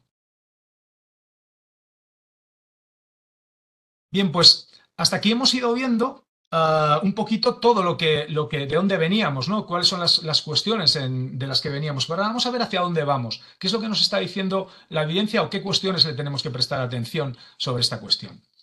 Bueno, lo primero que yo creo que le tenemos que prestar atención es realmente qué tiene impacto en la intervención comunicativo-lingüística. Y para ello, por ejemplo, pues podemos leer este trabajo tan interesante del proyecto AIM, que el proyecto AIM es un proyecto llevado a cabo por Michelle Sandbank y otras autoras como Kristen Botema-Boutel, que también es una autora muy interesante, en los cuales van haciendo metaanálisis sobre diferentes aspectos relacionados con el autismo. Hicieron sobre el lenguaje que plantea cosas muy interesantes, ¿no? Como por ejemplo, determinar si las intervenciones que existen tienen realmente un impacto mejoran el lenguaje autista en la infancia autista y tienen realmente un impacto, ¿no? Y si los efectos de la intervención se moderan por determinados aspectos, ¿no? Entonces, ¿qué hicieron? Pues bueno, hicieron un gran metaanálisis donde valoraron, pues, por ejemplo, tipos de intervención. Es decir, los modelos globales o comprensivos que se utilizan realmente tienen impacto en el lenguaje, o, por ejemplo, en la intensidad realmente hay evidencia de impacto, o, por ejemplo, quién interviene, hay evidencia de impacto, y cómo es ese impacto, cuál es digamos, la fuerza de ese impacto. Bueno, pues en ese sentido, a la conclusión a la que llegan es que realmente los efectos suelen ser pequeños o moderados, lo cual es algo importante porque parece entonces que los formatos de intervención que se están planteando habrá que replantearse algunas cuestiones sobre los mismos, ¿no? Los efectos normalmente, las estimaciones de efecto resumidas suelen demostrar que suelen ser menores para los resultados lingüísticos receptivos frente a los expresivos, ¿no? Que es algo también que yo creo que es interesante. Y luego, quienes parece que realmente modelan la intervención son quiénes son los protagonistas de esa intervención y cuál es la capacidad lingüística de base que tiene el niño o la niña. Pero no tanto los modelos, no tanto la distalidad, no tanto otra serie de variables como, por ejemplo, el tipo de intervención, la intensidad acumulada, la edad cronológica, la sintomatología. Es decir, tenemos que tener en cuenta qué es lo que parece que realmente impacta y hasta qué punto, ¿no? Por ejemplo, respecto a familias y docentes, nos indican en el estudio que realmente no tenemos tanto impacto en el desarrollo comunicativo lingüístico como a veces pensamos que podemos creer que tenemos, ¿no? Eso sí, sí es cierto que una cuestión de las que señalan es la importancia de que tenemos que tener en cuenta la calidad de los estudios, ¿no? Que no es la calidad del todo, podríamos tener mejores resultados. Y luego otras cuestiones, por ejemplo, que también están encima de la mesa, pues es el hecho de que los formatos de estudio en el autismo, muchas de investigación están siendo muy observacionales, ¿no? Y ahora está entrando en marcha todo lo que tiene que ver con los formatos computacionales, ¿no? Y cómo podemos evaluar mediante formatos computacionales ese desarrollo comunicativo lingüístico en el autismo, ¿no? Por ejemplo, con los modelos de procesamiento natural del lenguaje u otra serie de enfoques automatizados que nos van a dar una visión menos sesgada de la evaluación y de la investigación en comunicación y lenguaje, ¿no? Por ejemplo, pues con el uso de pronombres en esta revisión de Travick, que hicieron una revisión muy interesante sobre múltiples aspectos, pero parece, por ejemplo, que las niñas tienen mayor conciencia que otros grupos sociales que los niños en relación con el uso pronominal. Es decir, nos permitiría hacer un ajuste mayor, no llegar a generalidades de que la inversión pronominal es una dificultad general en el autismo, sino que a lo mejor es una dificultad en chicos autistas y no tanto en niñas autistas, ¿no? Son cuestiones que ahora mismo pues están poniéndose encima de la mesa gracias a formatos computerizados que nos facilitan esos procesos de investigación. O algo que es también muy interesante, como es la inteligencia artificial. este es un trabajo pues, muy caliente, ¿no? Que es de 2025, de este mismo año, de enero de este año, hecho por Lynn Kogel, una del matrimonio Kogel, de los autores del Pivotal Response Training, que lo que hicieron fue hacer una evaluación de si la IA, con un modelo de lenguaje amplio, tenía impacto en las respuestas empáticas verbales mediante situaciones conversacionales con jóvenes y adultos autistas de 11 a 35 años, ¿no? Y utilizaron un programa de IA llamado Nora, que parece que da, pues mediante ese modelo obtienen buenos resultados en un corto periodo de tiempo, ¿no? Pues otra variable que yo creo que va a entrar en el ámbito comunicativo lingüístico con fuerza en el autismo, en el ámbito del autismo, va a ser el uso de la inteligencia artificial, que ya lleva un tiempo, pero que cada vez está obteniendo más y mejores resultados en ese sentido. Pero estamos en el ahora y en esa primera parte que utilicé, yo creo que era una parte muy centrada en el déficit. Una parte muy centrada en aquello o en subrayar aquello que parece que las personas autistas, que la infancia autista no es capaz de hacer, ¿no? Y yo creo que el gran cambio que se va a producir a futuro o que se está produciendo es los formatos de investigación y de intervención comunicativo-lingüística basadas en fortalezas, en aquellas cosas que son más puntos fuertes para la persona autista o una conceptualización diferente de esa intervención comunicativo-lingüística. ¿Por qué? Sobre todo bajo el patrón del paradigma de la neurodiversidad, que es un patrón que incluso desde el ámbito biosocial, del ámbito más clínico y del ámbito de la investigación ya clínica y más biológica, se está empezando a abrazar, ¿no? En el sentido de que pues, en publicaciones como Cell dan y hacen reflexiones sobre la importancia de empezar a darse cuenta de esa concepción del autismo más alejada del modelo clínico y más acercándose a un modelo social. Porque creo que además el cambio principal que se va a producir en la intervención comunicativo-lingüística es el hecho de que la investigación cada vez está más presente en las propias personas autistas. Esas personas que vemos ahí, todos esos investigadores e investigadoras son autistas. Michelle Dawson forma parte del equipo de Loren Motrón, Patrick Dower, Zachary Williams, también Milton, el autor de la teoría de la doble empatía. Son todos investigadores que forman parte de grupos de investigación y que son personas autistas que dan una visión diferente a cómo se estaba, por ejemplo, planteando las intervenciones y la investigación sobre comunicación y lenguaje. Por eso, por ejemplo, vamos a seguir lo que nos plantea Loren Motrón, ¿no? Que es uno de los autores y de los grupos de investigación que ya en fases iniciales en la Universidad de Montreal comenzaron a introducir investigadores autistas en sus grupos, ¿no? Y Loren Motrón habla de cosas muy interesantes respecto a esta cuestión, ¿no? A reflexionar, ¿no? Al hecho de que los hitos del desarrollo y el desarrollo no es el desarrollo típico, no hay una serie de prerequisitos típicos que todos los seres humanos vayamos a cumplir y que no los cumplimos ningún tipo de seres humanos, ¿no? Porque tenemos diferentes rutas de desarrollo y que incluso los individuos típicos nos saltamos, ¿no? Por ejemplo, no todos los niños gatean antes de caminar o no todos los niños típicos utilizan las mismas rutas para leer, ¿no?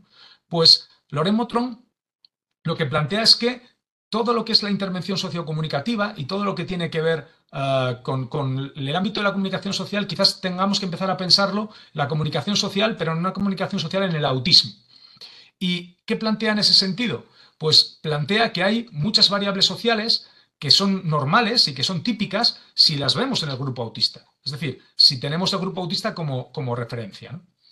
Y Motrón indica en ese sentido que muchas de esas rarezas, cuando se utilizan instrumentos diagnósticos estandarizados y por lo tanto quedan fuera del grupo típico, cuando se ven los correlatos cerebrales y cuando después hay una observación en situaciones reales de análisis de esos componentes, lo que se ve es que no concuerdan esas situaciones. Es decir, hay una discrepancia importante entre las pruebas diagnósticas que están muy sesgadas en clave normotípica frente al desarrollo comunicativo lingüístico o, en este caso, de comunicación social que existe en el autismo, ¿no? Por ejemplo, hay discrepancias en relación con el deseo mimético, con la orientación social, con la facilitación social, con la mímica social. No concuerdan los resultados de investigación respecto al uso de pruebas de diagnóstico estandarizado respecto al correlato cerebral o a la observación en tareas reales, ¿no? Porque, claro, quizás sí sea cierto que exista una función abstracta de socialización, pero que es general en la especie humana, pero que haya subgrupos dentro de esos seres humanos. Y uno de esos subgrupos para Motron serían el grupo autista, ¿no? Es decir, trabajar socialización es legítimo, trabajarlo con individuos autistas, pero es importante que nos centremos en repertorios no solamente autistas, sino también hay que centrarse en repertorios no autistas, en cómo se desarrolla esa comunicación social en el autismo, no solamente seguir el patrón del desarrollo típico. Motron lo que habla y su grupo de que probablemente haya un camino diferente en ese desarrollo social y del lenguaje. Por ejemplo, hay dominios del habla en fenotipos autistas fuertes que carecen de los índices sociocomunicativos típicos. Por ejemplo, de atención conjunta. Y sin embargo desarrollan el lenguaje, como vamos a ver en las próximas diapositivas. Entonces, ¿qué propone Motron? Propone el hecho de enriquecer los intereses no sociales, es decir, desarrollar el lenguaje, pero no en clave social típica, sino en clave social autística o en una clave que nosotros diríamos no social. Y aunque eso parezca contradictorio, eso es un formato que seguiría la ZDP de Vygotsky, ¿no? La zona de desarrollo próximo. ¿Por qué? Porque le estarías ofreciendo a la persona autista en un campo de fortaleza un paso siguiente para poder adquirir el lenguaje en sus ámbitos de fortaleza. Dice Motron que piensa que no sería mejor trabajar con la vía autista para el desarrollo del lenguaje en lugar de contra ella, ¿no? Y en ese sentido, ¿qué es lo que plantea? Bueno, pues plantea que hay una secuencia de desarrollo diferente y en ese sentido, pues la edad parece que no tiene, la edad de intervención parece que no hay una influencia tan significativa como históricamente se ha hablado. Los niveles de habla, sobre todo en clave típica, los niveles de habla y de los signos entre los 2 y los 4 años no predicen luego los niveles de inteligencia y recordemos la paradoja que hablábamos antes de las inteligencias versus lenguaje. O los intentos de llevar a los niños y a las niñas típicas en edad preescolar hacia rutinas sociocomunicativas típicas muchas veces pueden ser un esfuerzo mayor que el que se llevaría para trabajar esa vida sociocomunicativa, pero desde un punto de vista autístico, ¿no? Porque muy probablemente centralizarse en ese habla no comunicativa puede llevarnos finalmente a un ámbito comunicativo en el autismo. Es decir, reducir la secuencia sugiere que el lenguaje que pueden adquirir los niños y las niñas en el espectro del autismo quizás no lo hagan de una forma, o quizás lo hagan de una forma no comunicativa. Por lo tanto, Motron lo que indica es que puede que no nos tengamos que centrar tanto en el ABA clásico, en los formatos de desarrollo del lenguaje clásico que son más pues protésicos, ¿no? Que va construyendo el lenguaje parcialmente y que tengamos que analizar los puntos fuertes del desarrollo del lenguaje que tienen los niños en el espectro del autismo, es decir, uso del lenguaje para cuestiones no sociales y lenguaje escrito. Y eso es interesante, ¿no? Porque lo que dice es que al final es un poco un paralelismo con los niños sordos. A los niños y las niñas sordas hay que seguir hablándoles, hay que seguir utilizando para que utilicen lectura labial y señales faciales, por lo tanto hay que seguir trabajando en el ámbito sociocomunicativo, pero cuando queremos utilizar complejidad en la transmisión del lenguaje, vamos a tener, y la comprensión y la comunicación, vamos a utilizar también lengua de signos, ¿no? Pues sería un poco la propuesta que hace Loren Motron.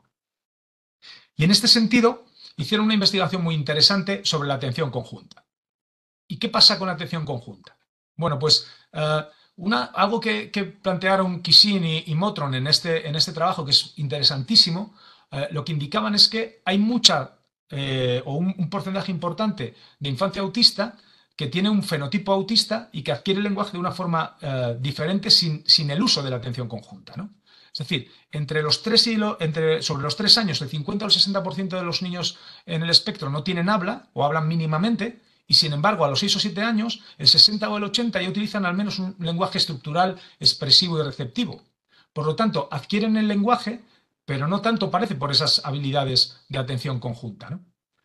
Y ha habido crecimiento a partir de los 3-7 años y ha habido un progreso que ha sido pues, relativamente predecible en diferentes trayectorias de desarrollo. Por lo tanto, si estamos diciendo que tienen un proceso de adquisición de lenguaje diferente, comunicativo-lingüística diferente, pero decíamos que tenemos que trabajar por la vía de la atención conjunta, quizás haya determinados subgrupos en el autismo que podríamos trabajar por otra serie de vías, ¿no? Fijaos en estas diferentes trayectorias del desarrollo comunicativo lingüístico, que muchas de ellas son las que planteaba, las que planteaba Motron, ¿no? y Kissing en este trabajo. Bueno, pues, ¿qué hicieron? Lo que hicieron fue replantearse la atención conjunta. Y se replantearon la atención conjunta indicando que parece que la atención conjunta no es que tenga ese impacto en el lenguaje, sino que lo que tiene la atención conjunta es el trabajo y la intervención en la atención conjunta mejora la atención conjunta en sí. No está tan demostrado que tenga la repercusión en el lenguaje como que realmente hay una mejora en la atención conjunta. Y para algunos grupos o subgrupos en el autismo puede ser beneficiosa, pero para otros subgrupos puede no llegar a tener ese impacto positivo. Por lo tanto, no hay ese vínculo y plantearon en esta investigación 3 formas diferentes de atención conjunta. Una atención conjunta, que la llamaron GA Across the Board, que es una atención conjunta necesaria durante toda la adquisición del lenguaje. Otra atención conjunta, que la llamaron atención conjunta pivotal, que solamente se utilizaba para momentos iniciales del lenguaje, del desarrollo lingüístico. Y una última, que estaría dedicada a, que sería aquella en la cual hay una vía de desarrollo del lenguaje, pero que no se necesita la atención conjunta. ¿Y qué vieron en esta revisión sobre adquisición del lenguaje? Pues lo que se dieron cuenta, con unos criterios de revisión bastante rigurosos, lo que se dieron cuenta es que hay evidencia para las 3. Hay evidencia en el sentido de que puede haber predicción de atención conjunta en el autismo a través de la cross the board. Hay también posibilidad de aparición del hito del lenguaje en el autismo a través de la pivotal, es decir, de una atención conjunta que solo surge en el inicio de la trayectoria lingüística, pero también hay desarrollo de la comunicación y del lenguaje, sobre todo del lenguaje en este caso, para llegar hasta un punto lingüístico en el autismo, cuando no se utilizan, los chicos y chicas que no utilizan atención conjunta, ¿no?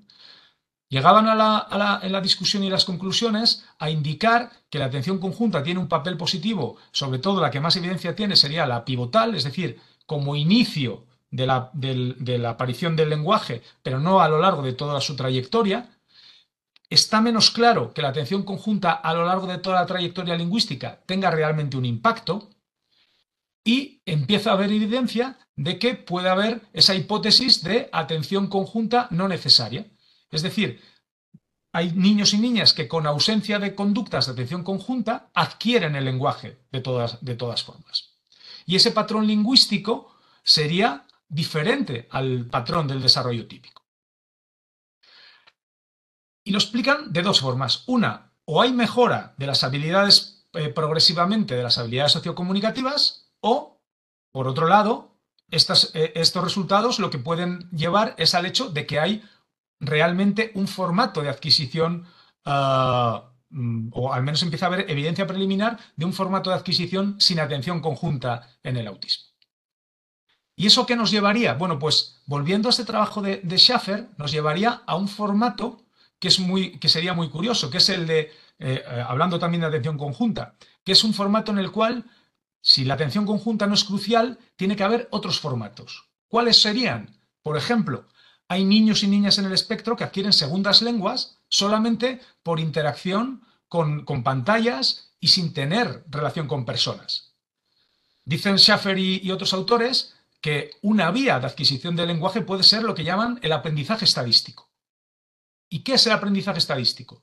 Bueno, pues sería un subgrupo en el autismo que tendría la capacidad para detectar sin esfuerzo patrones, irregularidades en la información auditiva, visual, visomotora, sin instrucción explícita o sin intención de hacerlo. Entonces, en ese subgrupo, ese desarrollo sería al margen de un uso de la atención conjunta y no necesitaría el uso de la interacción o al menos una interacción tan profunda con personas cercanas en su día a día, ¿no? Utilizarían otras vías no sociales en el desarrollo lingüístico. ¿Y en qué se respaldan? Pues primero en los procesos de hipersistematización y por otra parte en determinadas cuestiones de hipersensibilidad sensorial, ¿no? Y sería un poco el marco que utilizarían estas personas en su adquisición del lenguaje. Y hay evidencia en ese sentido, o empieza a haber evidencia de ese subgrupo, ¿no? De, por ejemplo, una ventaja en el aprendizaje estadístico de forma visual en estudiantes autistas o, por ejemplo, resultados en los cuales estas personas tienen una cognición social más pobre, pero mejora el aprendizaje y adquisición del lenguaje mediante esta vía de aprendizaje estadístico. Es decir, parece que empieza a haber evidencia, pero no es una evidencia suficiente y necesita más investigación, ¿no? Pero no sería descabellado que hubiera un subgrupo en el autismo que no necesitara esa vía. Y ya para ir terminando, y para seguir con esta idea de la importancia de las personas autistas en la investigación, vamos a terminar con otra cuestión que es clave, que es las investigaciones sobre validez social. Es decir, puede haber muchas intervenciones, puede haber muchos formatos de intervención, en este caso comunicativo-lingüístico, pero es importante que esos formatos estén validados por la comunidad y sobre todo por la comunidad a la que van dirigidos, que son las propias personas autistas, ¿no? Entonces, en esta investigación de un grupo muy interesante combinado de personas no autistas y personas autistas, indican, por ejemplo, pues todas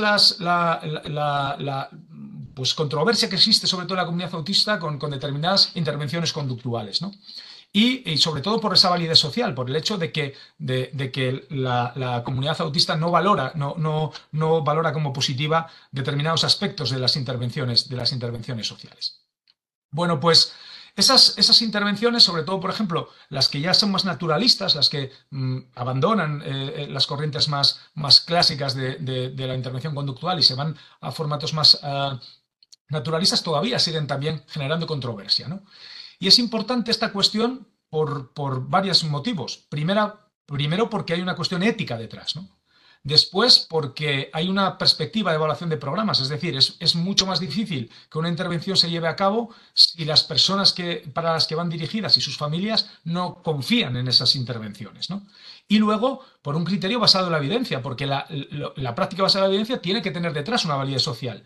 Se basa en tres pilares: en el conocimiento sobre la literatura y el mayor conocimiento científico que haya, el expertise del propio profesional, pero luego los valores de la persona y la familia. Por lo tanto, es algo importante para tener en cuenta en futuras cuestiones, ¿no? Pues en esta investigación lo que hicieron fue ver si los objetivos generales en diferentes ámbitos de formatos de intervención conductual más naturalista, etcétera, pues ver qué se validaba por parte de la comunidad, y 235 personas autistas participaron en esta investigación.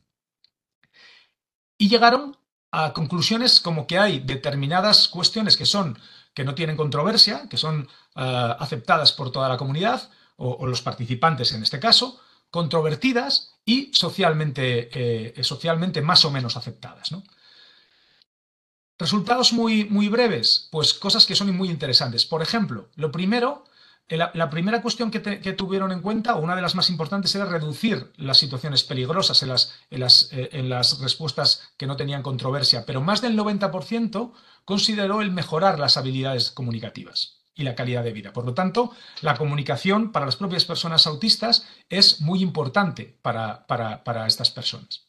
Y muy pocas de las personas autistas consideraban importante el hecho de trabajar con lo que se llaman conductas autoestimulantes vocales, es decir, con emisiones vocálicas que haga vocales que haga la persona autista para su regulación, o toda esa serie de conductas, en muchos casos autorregulatorias, que a veces pues los típicos tenemos tendencia a eliminar en contextos que no sería necesario, ¿no? Por lo tanto, todas esas cuestiones se mostraban muy en desacuerdo. Y lo más importante, de las cuestiones a nivel social que más importancia le daban, era precisamente que el profesional o la profesional viera el mundo como lo estaba viendo el niño o la niña en el espectro del autismo, y que se utilizara cualquier tipo de formato comunicativo que validara el niño o la niña más allá solamente del lenguaje oral. Señalar símbolos, lenguaje signado, dispositivos generadores de habla, también lenguaje oral, pero no solamente centrarse en el desarrollo del lenguaje oral, sino primar la comunicación del el niño o la niña en aquellos vídeos que les mostraban a las 235 personas autistas que participaron en esta investigación. Y precisamente, ¿cuál era la menos respaldada? Pues promover la comunicación a través del habla verbal, ¿no? Por lo tanto, es algo que yo creo que es importante, el hecho de que ¿hacia dónde vamos? Pues vamos hacia la mejora de la tecnología, pero también yo creo que la importancia de la ética y del tener en cuenta a las personas autistas en las investigaciones en comunicación y lenguaje, porque si no lo hacemos así, en un futuro no muy lejano, estas personas no validarán esos formatos de intervención, ¿no?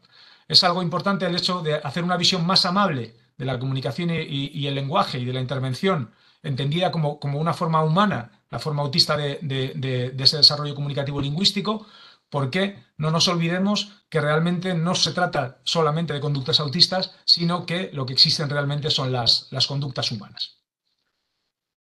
Y por mi parte, pues nada más. Muchísimas gracias por el tiempo y encantado pues eso, de responder cualquier pregunta o duda que haya podido surgir. Mira, había una pregunta que yo creo que esperábamos también en cierto modo, ¿no? Por esta, bueno, pues popularidad de algún programa. José Navas preguntaba si podías explicar un poquito acerca del lenguaje gestáltico.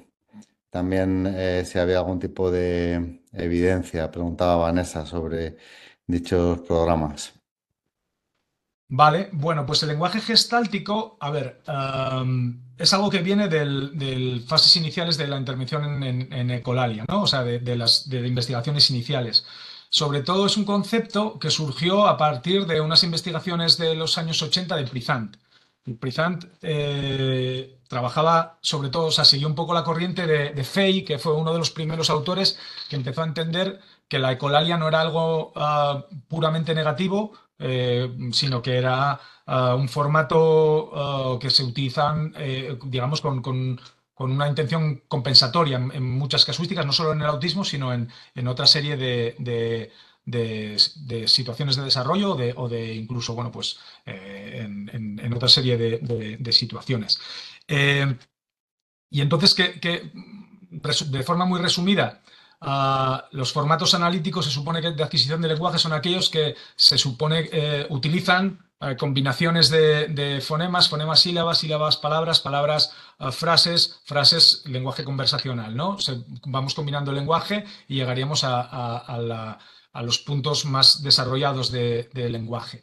El formato gestáltico, según lo planteaba Pruzant, lo que hicieron en las investigaciones es tomar el trabajo de una mujer que se llamaba Ann Peters, que hizo investigación sobre el lenguaje típico. Y entonces lo que decía era que había chicos que la adquisición del lenguaje la hacían por bloques, ¿no? No tenían esa capacidad de hacer un lenguaje generativo de esa manera, sino que lo que hacían era intentaban copiar bloques enteros de información y a partir de ahí disgregarlos y generar la combinación, las reglas combinatorias, pero digamos en un formato de mayor a menor.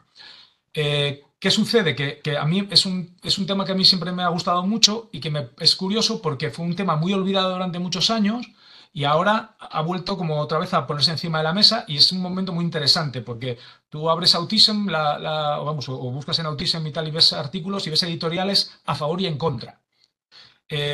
Claro, yo lo que diría es que más allá del lenguaje gestáltico lo que hay que hablar es de ecolalia. Y yo, mi opinión en ese sentido es que la ecolalia es un formato que tiene funciones comunicativas y cognitivas para la persona en el espectro del autismo, que sabiendo hay aspectos que son muy positivos en su uso y en su intervención, pero yo creo que hay que tener cautela. En el sentido de que muchas veces en el autismo a mí me da la sensación de que se va a movimientos pendulares, ¿no? Que nos vamos de un extremo al otro. Lo digo porque hubo una época, sobre todo muy influenciada por la corriente conductual, de eliminar la ecolalia, que yo creo que para nada es positivo, y yo creo que ahora mismo corremos también el riesgo de extralimitarnos en la posibilidad de la de la fuerza que tiene la ecolalia, ¿no? Entonces, yo sí que creo que es algo positivo y que de hecho es algo que utilizamos los seres humanos en nuestro desarrollo. Lo que pasa es que en el desarrollo típico la abandonamos porque llegamos a formatos más generativos. Sí que creo que me parece que falta investigación en el sentido de que lo que hay es poca investigación empírica, ¿eh? Y que afortunadamente yo creo que con toda esta controversia quizás lleve a esa investigación, pero yo ahí diría que eso, que es importante tener cautela, tener cautela. Muy bien. Afirmando o creyendo en en lo positivo de la ecolalia y de una intervención no, nunca para eliminarla, sino para utilizarla en un desarrollo generativo del lenguaje, pero que hay que tener cautela porque hay, bueno, determinadas cuestiones que pueden llegar a ser polémicas. Sí. Ujú. Mira, un comentario de Lía que dice, el lenguaje pedante como un rasgo autista me ha sorprendido, aunque no es la primera vez que lo leo y escucho. Yo asocio el lenguaje pedante y culto con mis altas capacidades y no con mi autismo. Claro, es que, a ver, era un poco, digamos, los dos momentos, ¿no? Ujú. Por eso decía que iba a haber muchas cosas de la parte inicial que luego, pues nos replantearíamos, o quizás los profesionales y todas las personas nos tenemos que replantear a futuro, ¿no? Una de las cuestiones que se asociaba, o sea, históricamente es ese uso, digamos, del lenguaje pedante en el autismo, sobre todo en aquellas personas con mejores habilidades. Quizás habría que, pues un poco lo que vimos en la parte sobre inversión pronominal, ¿no? El hecho y sobre el uso deíctico de los pronombres. A lo mejor se hablaba de la inversión pronominal en general y ya tenemos que empezar a discriminar entre inversión pronominal masculina e inversión pronominal femenina. Entonces, ahí yo creo que también va a haber que hacer como cortes más finos. Pero me da la sensación de que muy probablemente la mejora tecnológica nos permita hacer esos cortes, porque muchos de los estudios que hay hasta el momento o muchos de los estudios que había hasta ahora, pues corrían el riesgo de tener mucho sesgo, pues observacional, por sus propios diseños. Muy bien. Mira, Marta nos da las gracias por la organización del webinario, por todos los conocimientos y te pide algún tipo de consejo para las intervenciones docentes. Bueno, las intervenciones docentes yo siempre digo que son complejas porque dependen mucho del contexto, es decir, del contexto y de la interacción con la persona. Entonces, siempre digo que no es lo mismo Juan que Ana, no es lo mismo Juan que Ana en un centro escolar que en otro, no es lo mismo Juan que Ana en un centro escolar con su tutora, que con su AL, que con su profesor de educación física, que con su maestra de inglés. Es decir, hay mucha variabilidad y es muy difícil. Yo, si tuviera que, y yo no soy mucho de consejos de tips, no soy muy, soy más de conocimiento, o me gusta más intentar el conocimiento profundo, pero si tuviera que decir algo o algo que yo creo que es importante en el ámbito docente respecto a comunicación y lenguaje es el hecho de esforzarse en intentar, que es un poco el resumen del trabajo final, ¿no? El intentar ver cómo lo está viendo el niño o la niña. O sea, imagínate, yo algo que veo muchas veces en centros con niños y niñas pequeñas es el hecho de que hablan de que no hay intención comunicativa. Y yo siempre digo, siempre hay intención comunicativa. Otra cosa es que sea una intención comunicativa en el autismo sobre una temática que al niño o la niña no coincide con un aspecto típico y que sea difícil de detectar, etcétera. Pero el hecho de siempre intentar ponerse en su lugar y dar modelos de cómo nos gustaría, o sea, de intentar pensar cuál es el proceso, en este caso a nivel comunicativo, que el niño o la niña está buscando. Porque si lo hacemos, es mucho más probable que nos convirtamos en lo que se llaman compañeros comunicativos. Es decir, personas, por ejemplo, que nos ajustamos que nos ajustamos a las necesidades comunicativo-lingüísticas de los críos, por ejemplo, y a lo mejor sí que como gran marco diría que es muy importante que los docentes utilicemos lo que se llaman estilos de baja restricción. Y que yo en eso insisto mucho en ello, que es estilos basados en los modelos declarativos. Es decir, yo te voy a enseñar cómo se dicen las cosas. No voy a partir mi comunicación contigo de preguntas, porque ¿qué pasa? Que en muchas situaciones nuestro intento natural es de empezar las interacciones con preguntas con niños o con niñas que no son buenos en el ámbito lingüístico y que eso genera, por ejemplo, muchas veces rupturas comunicativas. Entonces, lo que diría es que nos basemos sobre todo en eso, en comunicarnos, y para comunicarnos hay que partir de los intereses que tiene el niño o la niña y intentar llevarlos a que descubran también cuáles son los que tenemos en otra vía, las personas típicas, y a partir de ahí también utilizar estilos de eso, de lo que se llama baja restricción, que son facilitadores para el niño o la niña, acompañados de mucha comunicación no verbal, poca pregunta, mucho estilo declarativo en el cual pues voy nombrando cómo o voy dando modelos de cómo se dicen las cosas. Yo creo que son como un resumen general de lo que se puede hacer. Fenomenal, mira, muy relacionado también con esto, Estela pregunta por ideas para tratar de reconducir vocalizaciones que puedan tener a lo mejor más un origen de autorregulación, ¿no? En un contexto educativo hacia pues, lo que es el propio desarrollo comunicativo, ¿no? Hacia situaciones de comunicación.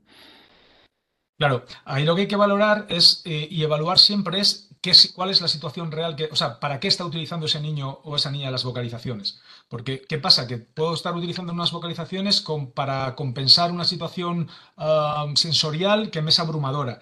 Puedo utilizar esas vocalizaciones para regular una situación personal de enfermedad. Puedo utilizarla como un intento comunicativo. Entonces, claro, lo primero que tengo que intentar es hacer yo siempre digo que es muy importante ser en esas casuísticas un detective, de intentar plantearte hipótesis de por qué el niño o la niña está utilizando esas estrategias vocálicas. Porque si son, por ejemplo, de un formato cognitivo, es decir, de un formato en el cual yo lo que intento es autorregular mi situación mediante esas vocalizaciones, a lo mejor lo que no tengo que cambiar son las vocalizaciones, a lo mejor lo que tengo que cambiar es el contexto, que es lo que va a hacer que desaparezcan esas vocalizaciones. Y sin embargo, si tiene un sentido comunicativo, pues a lo mejor lo que tengo que dar es un modelo verbal y un modelo visual que faciliten que el niño o la niña vaya ampliando su repertorio comunicativo lingüístico. Pero claro, habría pues que valorar un montón de cuestiones y de variables que muchas veces, si no las ves in situ, son muy difíciles de establecer.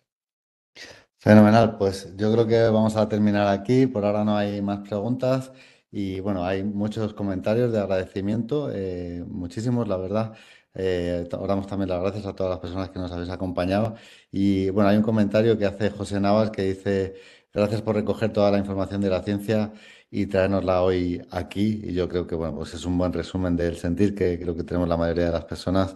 Así que muchísimas gracias a todos, gracias a todos y a todas. Pues muchas gracias a vosotros y a vosotras y nada, nos vemos seguro nos vemos en pantalla o nos vemos en directo en algún sitio. Estupendo. Hasta la próxima. Que vaya bien.